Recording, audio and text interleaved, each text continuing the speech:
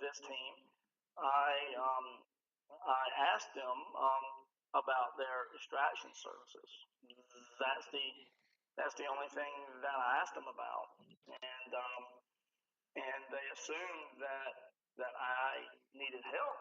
So they, for about an hour, they sent me all the stuff, and they assumed that I needed help, and they asked me for my picture. I didn't send them a selfie. I didn't send them nothing because honestly, that is an invitation, for these things to actually come to you. you Right. know. So these things work by the law of invitation. But they proceeded to go onto my Facebook page anyway and pull out some pictures. And supposedly the person that was reading the picture, they was circling things like in the picture. And one of the pictures is of me in my office, there at work. And I have in my ceiling at work, I have a big vent, and then that vent always casts a shadow that kind of goes behind me. So this, so whoever it was circled that shadow and said that Lucifer is right beside me. I'm thinking, okay, that makes no sense to me, but okay, And then they went as far as getting pictures of my church. I am of the Catholic faith, and they went on ahead and took pictures of our altar at my church, and there were things like the flower table, is casting shadows on the wall. They circled that, which you can barely see the shadow, and said his house is extremely haunted. No Catholic priest is getting this dude out, but lucky him. But I don't understand this. They're just circling shadows. Right. And I don't know why. So Well, because I was very inquisitive. yeah, well, if they don't tell you you have a demon, then why would you pay them? So that's why they were circling. Absolutely.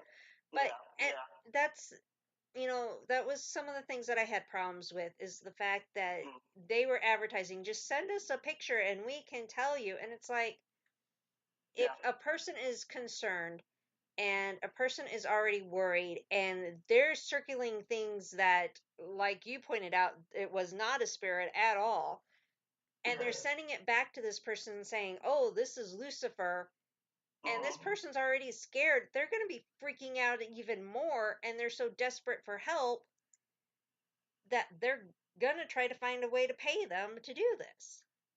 Exactly. They even went as far as saying something about my son, and that's where I'm not gonna lie, I got a little irritated, and I think the person could tell that I was irritated, and he kind of started making excuses for their exorcist, who's called the Mirror, Right. and all that. So my big my biggest concern, um, and like I said, I didn't hit up the religion part. Why? Because when you bring up religion, that's always a brick wall there. Right. But I had three concerns. One was how do you guarantee this this service? How do you 100% guarantee the removal of a spirit? Right. And my years in this field, even hearing stories about Mr. Ed Warren, talking to my mentor, all these other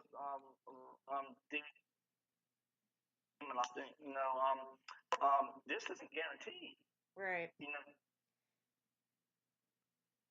I think follow the proper procedures. Or sometimes people are just haunted people, and sometimes the removal process really doesn't work. You know, and then my second question was, how do you measure? how much you charge for service in a field that isn't measurable. So you're measuring a price upon something that isn't measurable. That makes absolutely no sense to me. Right. And those were my biggest concerns. And when I asked them about this, I got responses, but the responses was more of a confused mumble. They were he was shocked. They didn't read up on me until after they was telling me all that was wrong with me. Right. And finally, when he sent me a voice message, you could actually hear the tone of voice, and it's like, oh my. He actually read up on me, and he was actually wanting to learn from me. And I would carry on the conversation, but I think the motives are absolutely wrong when it comes to this field. Right. Yeah, unfortunately, there's a lot of little pop-up teams that the motives are wrong. Yes, yes. And that's the scary part. And like I've stated a million times, you don't have to have qualifications in this field, unfortunately. And anyone can jump up right now and say, I'm a paranormal investigator. Let me in your house. Yep. Yep. Absolutely. I'm a firm believer, and you got to research very, very thoroughly who you bring into your house. I'm not going to name no names again, but there was one fairly well-known paranormal investigator. He was going throughout all the country doing investigations, and he started out here in Georgia. And come to find out, he was a convicted pedophile. No one knew this. And then a friend of mine researched him and brought it out to the public, and all of his talent agencies dropped. But he was a convicted pedophile, and these people was bringing him into their home around their young kids.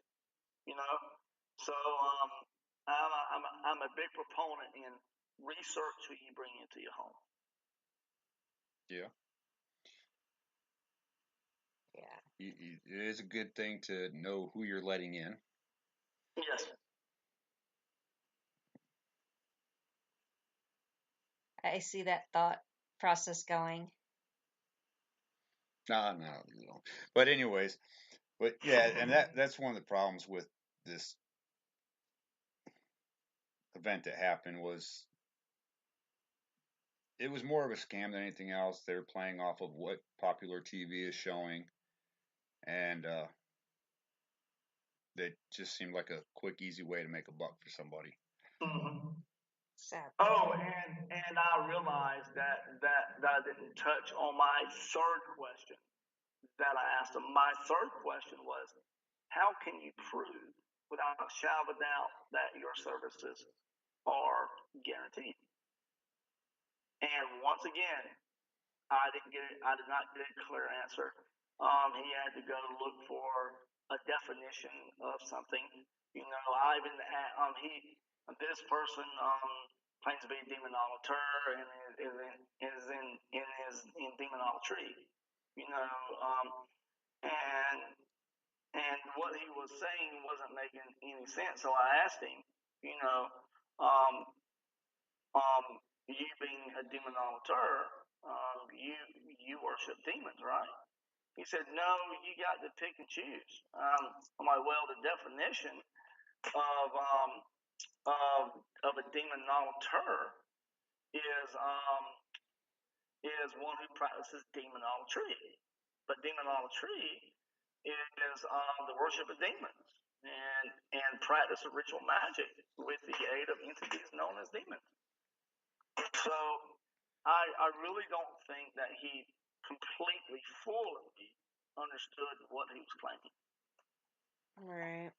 Which, again, then how can they guarantee things if he completely didn't understand the terminology. Exactly. And him being a demonologer, that means he's proficient in this. If you claim to be this, you're supposed to be proficient, and clearly he isn't. Right. I just know I saw that and I got very worried about that. And this group knew that someone from Tucson was the one that called them out. And so they put out a challenge to, basically myself and Will, challenging us to, do their thing. And, the whole thing is, even when I said that, I saw the challenge, blah, blah, blah, I never called them out by name. I never put them down. But my main point all the time was, you do not charge. That's my question. Why are you charging? Yeah. And he never really gave me a clear answer on my question about that either. I just want to know three things. Right. And I didn't go after their religion. Why? Because that's not me to judge. And I still didn't get a clear, concise answer for those three questions. So I am really under the impression that, they claim to be able to do something, but they don't know fully what they're doing. Right. And they're just trying to get rich while making problems worse for other people.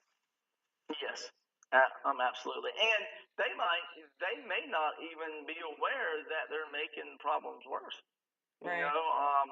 So they may be oblivious to the whole thing. When you look at the whole aspect of it, if they really truly wanted to learn this, they would seek somebody out who is qualified, and they would ask, they would learn. But it's like they just sprung out of the woodwork. Yeah. And it's very concerning. Yeah, very concerning. And and that was something else that I didn't understand, is how they could do it all through pictures. They didn't even have to be there. It would all be completely through pictures. You know what? That is really weird to me. I don't know how they can take a random shadow, and you can clearly see it's being casted off of something, and say that it's Lucifer himself. Right. So that's really concerning to me. Yeah, and you actually shared those pictures with us that they took of you, took off your Facebook, and we looked out and we're the same way. Like there's nothing there.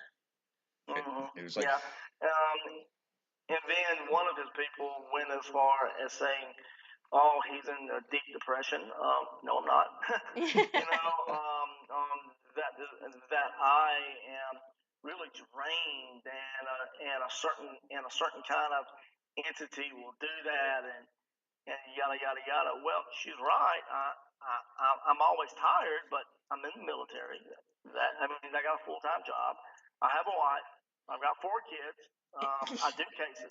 Plus, I'm a full-time student. About to get my bachelor's degree in religion.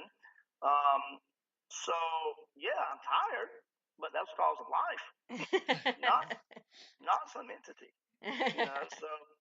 So it made me kind of scratch my head, and I was really, really perturbed about it. But I kind of slept on it and woke up and kind of got my mind in a different mind frame.